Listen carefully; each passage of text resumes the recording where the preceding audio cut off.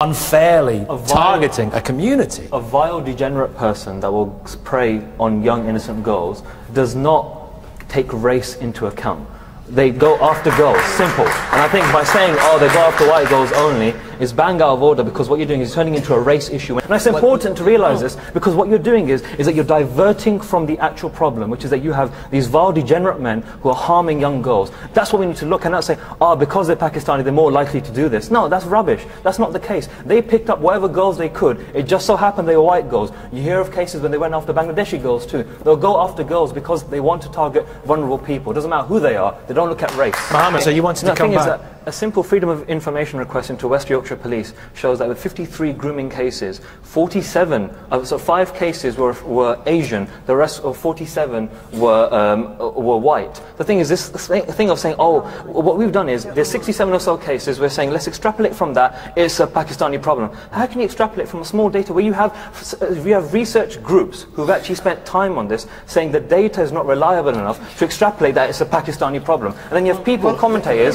saying that it is a Pakistani problem. I'm saying there are some it's a criminal problem within society, not within the Pakistani community. Within society there's a problem. That's how we have to look at it. And when you keep focusing on race, what you're doing is we keep diverting from the fact, what support mechanisms do we have in place for these young girls? And what we do is, by focusing on race, we take away from the actual, saying what actual issues and what is wrong in society that we all need to deal with. Not just saying, oh, you Pakistanis have got a problem, you better deal with it, we're going to come back next year and talk to you about it. We have to all deal with it. Is that this focus on the word community. There is no homogenous Pakistani community any more than there is a homogenous white community or an Asian community. Yeah. So what you're saying is basically the frame of the question is, well, the Pakistani community should get its house in order, which is a completely silly idea, because people don't want to go out and police their own communities. That is the job of the police, that is the job of the social services and the CPS to deal with this issue, and that's where they have failed, no doubt about it. But this idea that the community should police itself just opens itself up to more abuse, because what you'll have then is local community leaders. Now, this is the same case you mentioned about the Jewish community in New York.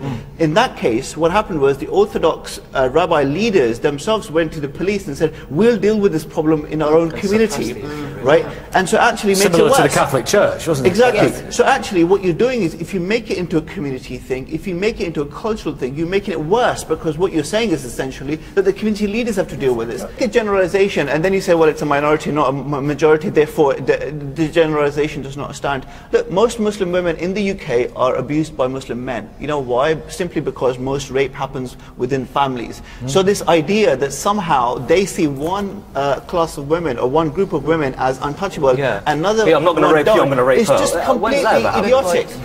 Some of the women abused in these cases were Bangladeshi women. Exactly. So, you know, this idea that they are specifically picking out English women and then trying to rape them is silly, because if they had the opportunity to exploit Muslim women or Pakistani women from those communities, they would do it.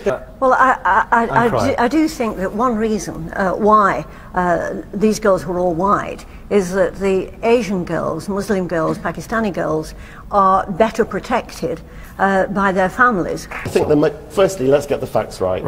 The vast majority of child sex offenders in this country are white men acting on their own.